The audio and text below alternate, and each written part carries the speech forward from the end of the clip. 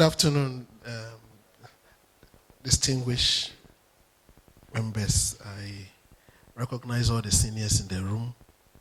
I see Honorable Yunus Afusini, see Honorable Albert Kandapa, and other seniors here. Today we are looking at systems and types of benefits under Ghana's mineral resources. And will you agree with me that our country is endowed with significant mineral resources? And these mineral resources ordinarily should be managed in such a way that employment will be created, there will be industrialization, our country will see some level of growth. And you and I will testify to the fact that this is not what we are seeing. Our challenge as a country, as has been identified by government, for which the legislative review process has started, and for which IEA is organizing this program to make inputs, has been poor legislation, and this poor legislation leading to poor contracting. The time has come for these legislations to be reviewed and modernized to be in line with the otherwise less technical capacity they thought Ghana had to a new technical and technological capacity to be able to manage our own resources. Ordinarily, mining should create a mutual benefit between the country, Ghana, which is the host country, and the contractors or the mining firms. Unfortunately, Ghana cannot compare itself with other countries such as the Arab world and other developed countries in the use and management of our natural resources. Ghana seems to give more than what it gets from the management of its natural resources. Our country is compelled to offer more incentives and get little because of the still erroneous impression that we do not have technical and technological capacity to manage our natural resources. All of us in this room would agree with me that we've gone past that stage. Currently, Ghana even exports technical capacities and people to other countries to support them effectively manage their resources. So then, if they are using a capacity they think we don't have at independence to affect us in the management of our natural resources, especially contracting, then there should be some problem somewhere. Ghana's current mining law and relating contracts do not align itself with global standards. We continue to manage our natural resources with these archaic laws. We've entered into various contracts, 30 years, 15 years, 20 years, with huge incentives that disadvantages us as a country. For instance, the United Nations General Assembly, as far back as 1962, passed an important resolution which requires member states to assume permanent sovereignty over their natural resources. Ghana signed this resolution. We ratified it for implementation. As of today, we continue to go to the IMF. We continue to go to the World Bank for support in terms of development. When are we going to achieve the requirements under the United Nations General Assembly's Resolution 1803, which requires us to assume permanent sovereignty over our natural resources?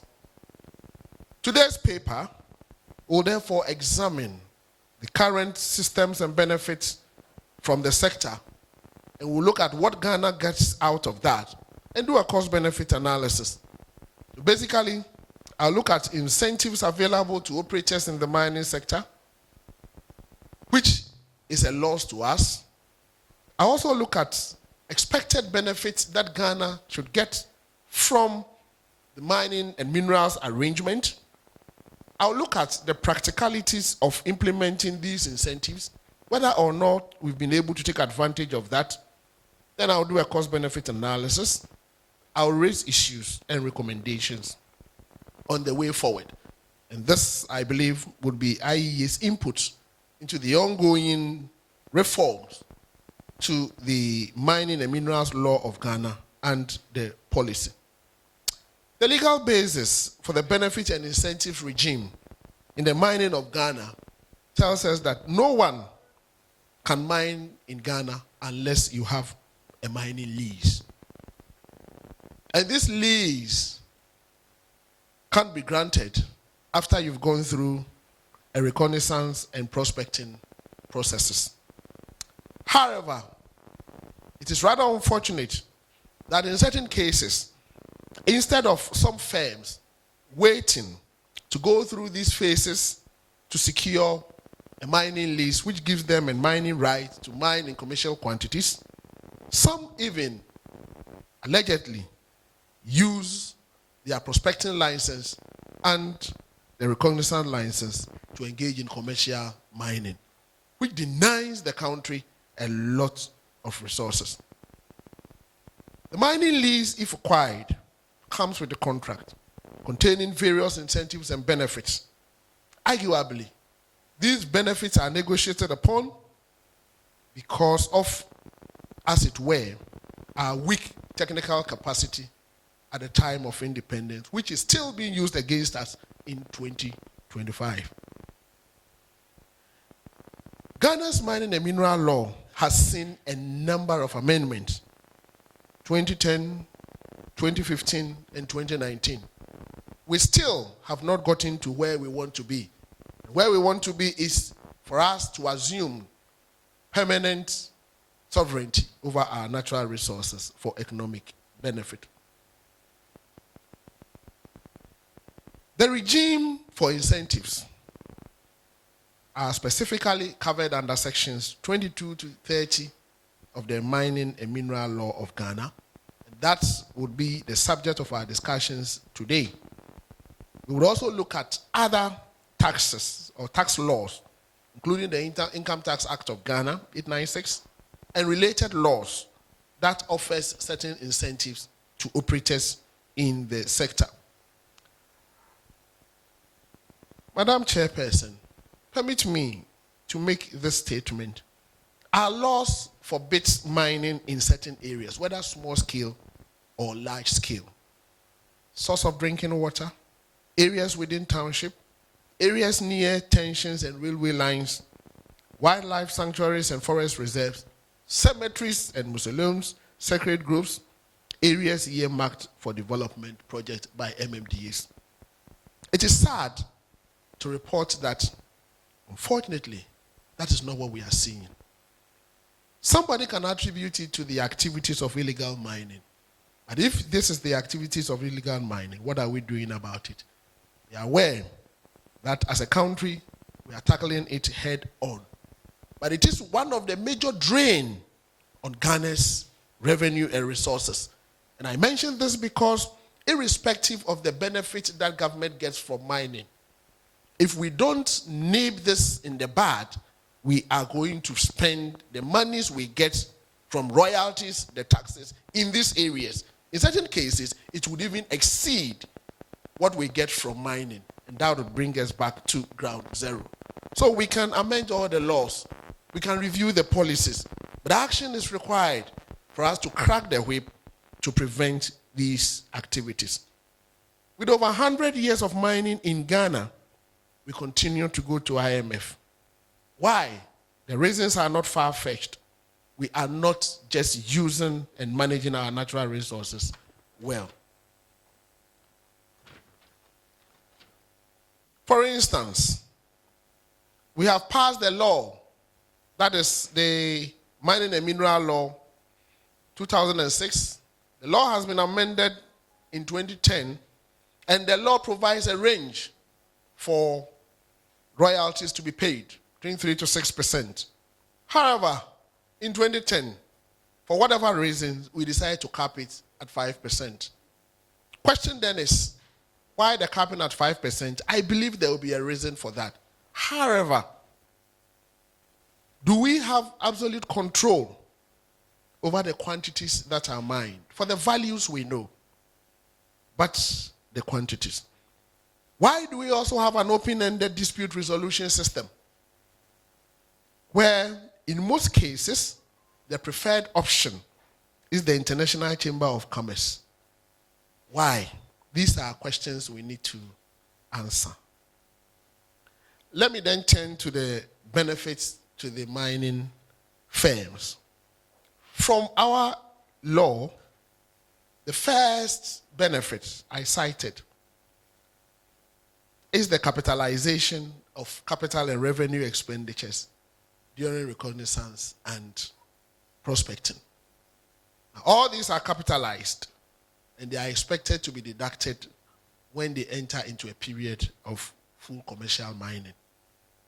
So until these deductions have been made, do not expect profit, do not expect dividend, do not expect taxes. It has been capitalized. Can we continue along those lines? In addition to that, losses incurred are to be carried over and deducted from subsequent years' profit for the next 5 years. So if they incur a loss within the first 5 years of production period, the losses are carried forward. Now, in addition to that, the law is clear that we give them, the mining firms, 5 years tax holidays. So first 5 years tax holidays, losses incurred within those 5 years are carried over for reduction of your profits, and in that case, you will not get your taxes. Mining firms are also allowed to maintain a portion of their foreign exchange in an external account. That's about 20%, just for the purpose of their operations. They also have an opportunity to enter development agreement with government. And under this development agreement, they are to spend about $500 million in development. The critical question we need to ask ourselves is that, are we doing divergent development? Local government prepare their development plans. Nationally, we have our development plans. I know that the mining companies, under a development agreement, there's a program that is approved. Can't we synchronize this? Where is the point of convergence? We should be able to synchronize this and tie it into the district assemblies development program and national development program so that there will be some level of consistency. Because if we have a number of mining companies in Ghana and each of them has this development agreement, why not? We will see some level of development across the mining areas. Also, there is also a stable fiscal regime, especially the stability clauses and agreements in the various mining contracts. And under this, the royalties percentage is capped. So then, irrespective of the expenditure you're going to finance with the royalties you get from there, your royalty percentage is capped. The other one is that our laws allow the mining firms to deduct from taxes corporate social responsibility investment. And in the past fiscal year, from the annual mining report of Ghana, mining firms spent $28 million in corporate social responsibility investment. Question then is, these monies will not be available to government. It is the mining firm that determines where to spend these monies as per approved guidelines. Apart from that, it will be deducted from any taxes due government. So for 2024, 28 million was spent in these areas. These monies will not be available to you. They have invested it in our economy for us. Again, the stability clause in the various agreements prevents any new enactment, order, or instrument made by government to affect them. So your expenditure can increase. If a budget is presented in Parliament and tax laws are revised, it does not affect them. It's capped. Changes in the level of and payment of customs duties. You can increase taxes custom duties on other goods, but not those relating to mining. Level of payment of royalties, taxes, and fees, and then also exchange control laws. All these things are capped, and if the lease or contract is 30 years, for the next 30 years, as a government, because of the stability clause, you cannot do anything about it. Again, the 20% foreign reserves, foreign exchange that are to be kept outside the country are to be used, not to be spent, but to be used in the acquisition of spare parts, raw materials, machinery, and equipment. They are also required to use some to service their debts and to also transfer capital in the event of sale or liquidation. Firms are also exempted from paying PAYE tax, pay as you earn tax, on the rent element of their employees who are provided accommodation at the mine site. You and I, once we have rent benefits or allowance, it is taxable. But for the mining sector, it is not taxable. Again, they are allowed to set up what we call a rehabilitation fund. So ordinarily, land reclamation and other environmental activities should not be the headache of government if this fund is properly set up and managed. They are also exempted from custom duties.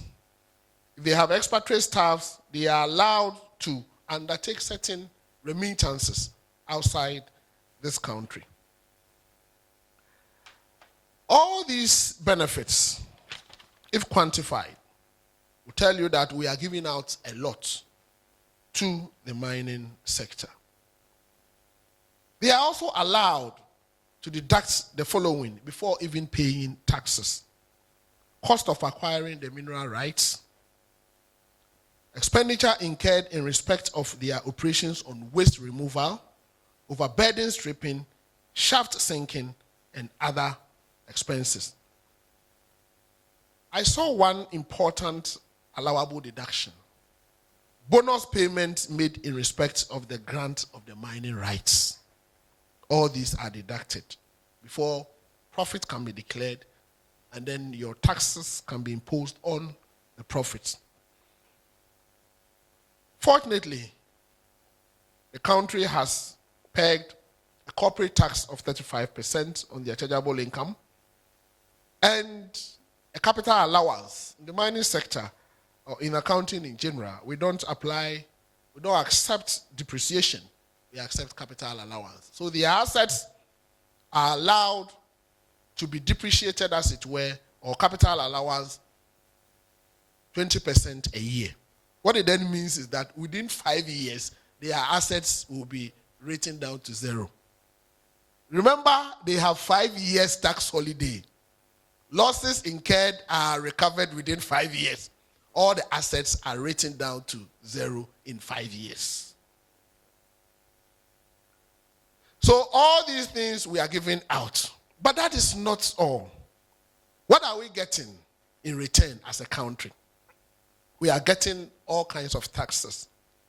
In 2024, the annual mining report of Ghana indicated that government of Ghana received 17.4 billion cedis in the form of taxes. Royalties amounted to 4.9 billion cedis, corporate tax 4.9 billion cedis. And the interesting scenario here is that out of all of these, the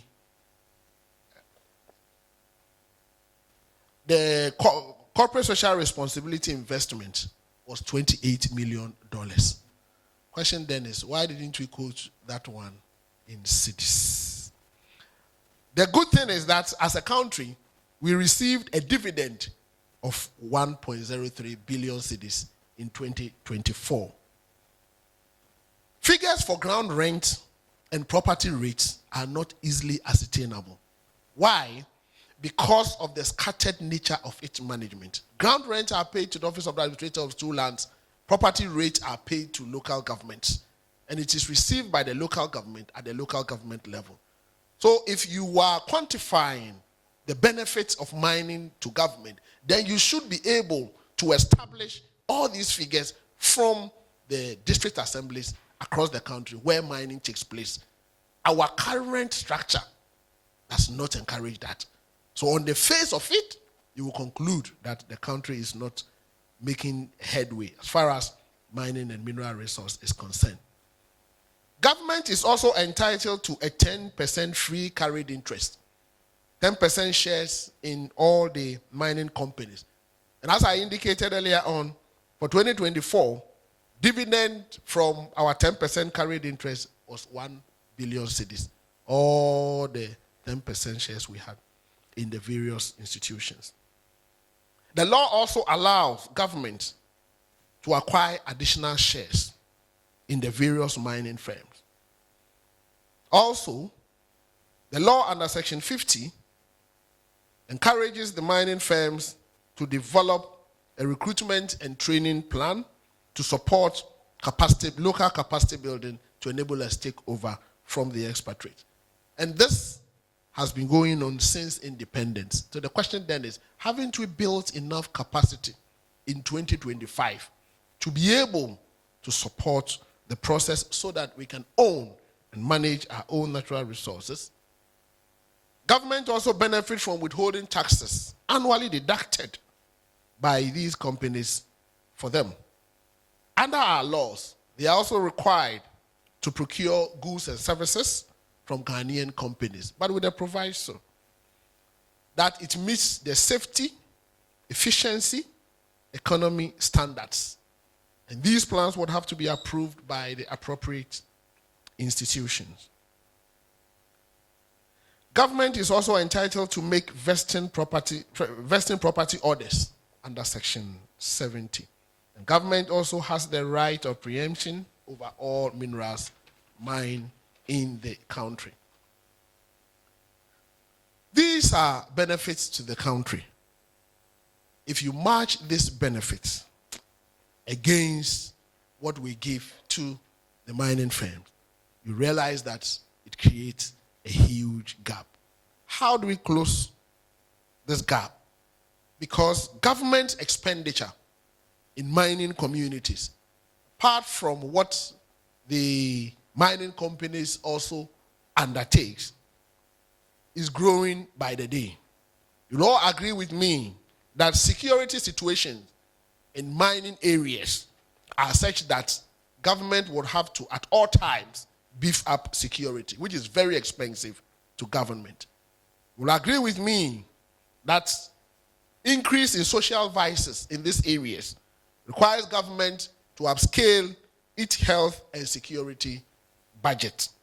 You'll also agree with me that when it comes to road construction, if you do a baseline review or survey of roads in all mining sectors across the country, it tells you one thing, that government is really investing a lot in roads in these areas. I will not want to deny the fact that some mining companies are constructing roads, but I think that if you do a cost-benefit analysis, social cost especially, of managing mining areas vis-a-vis what we get from mining, tells us that we have to immediately review the mining and minerals regime of Ghana.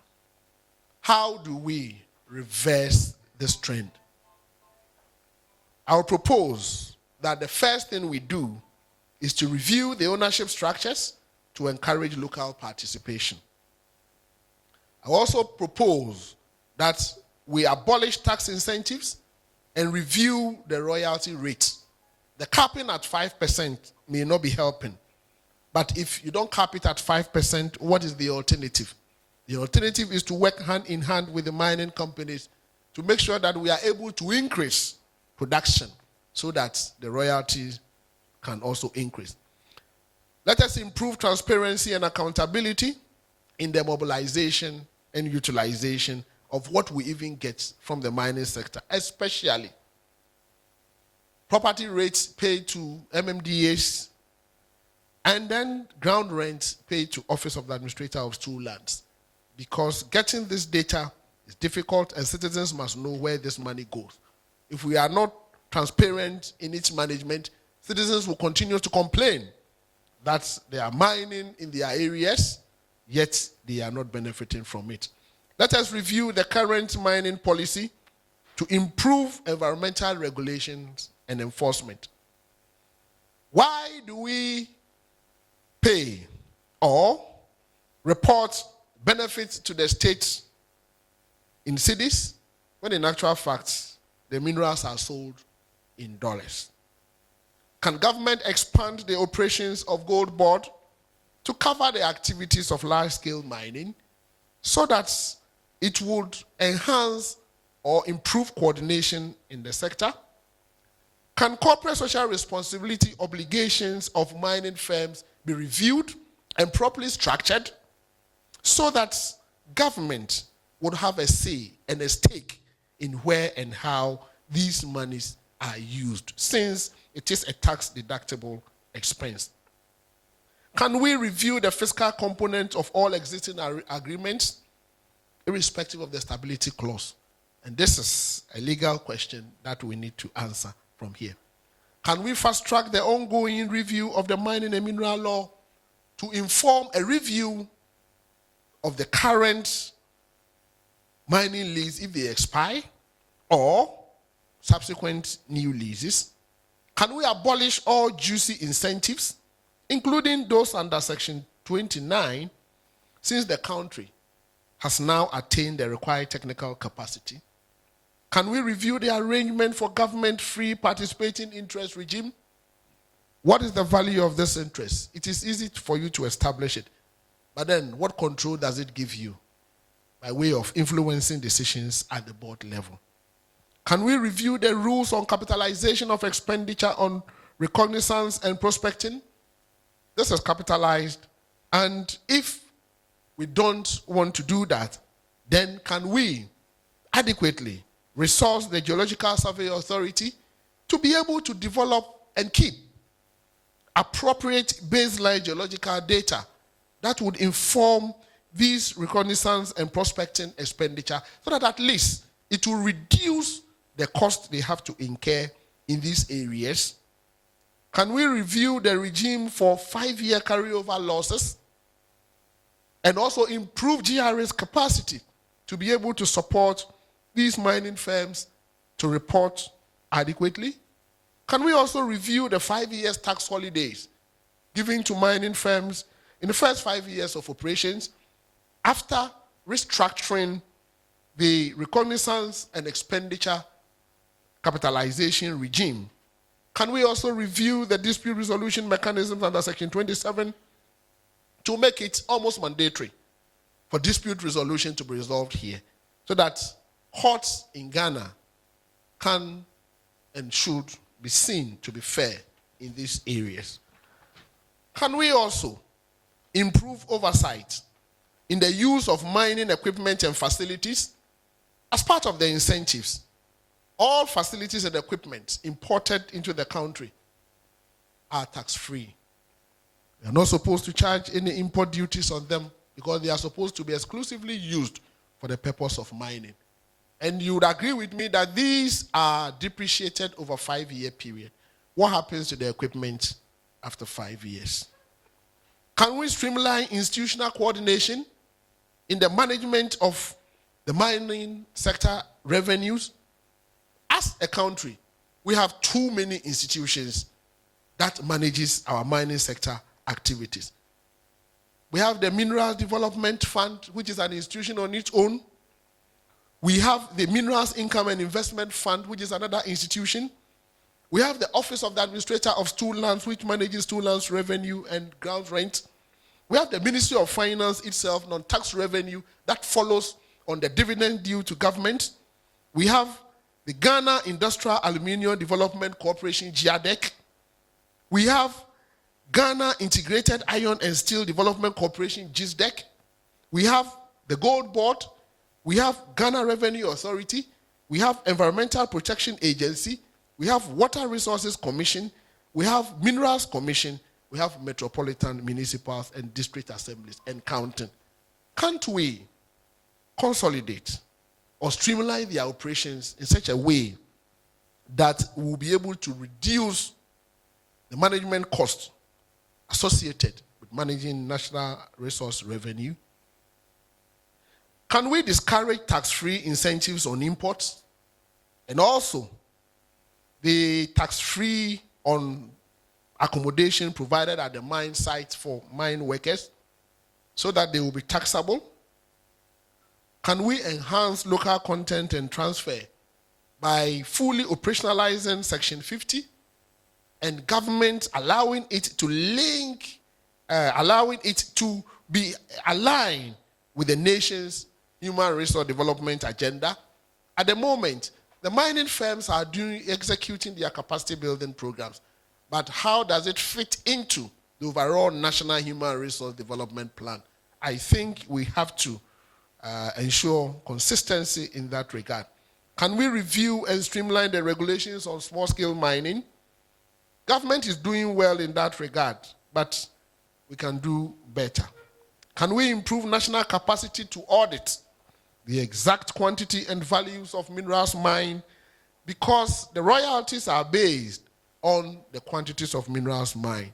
And if you don't have the capacity to even audit and know the exact quantity, for the prices we know, the world market prices, but the quantity based on which the unit price is multiplied, you have the capacity to audit, or you leave it to the mining company to tell you how much they have mined.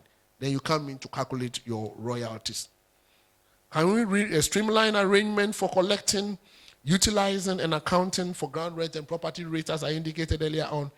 If we are able to do all of these, being mindful of our constitutional requirement not to expropriate or nationalize mining activities or businesses in our country, we will be able to make a lot of headway.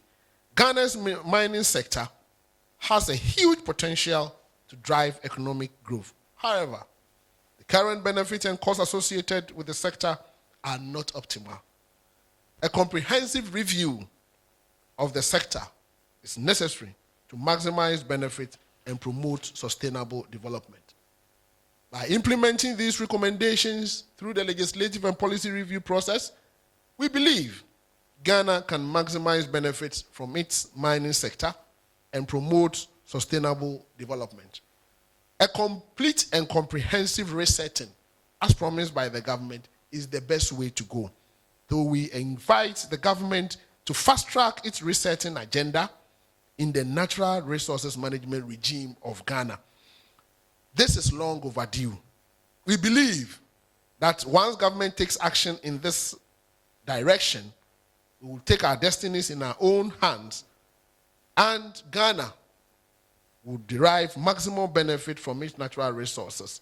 And that can support growth, development, industrialization in this country. Thank you very much.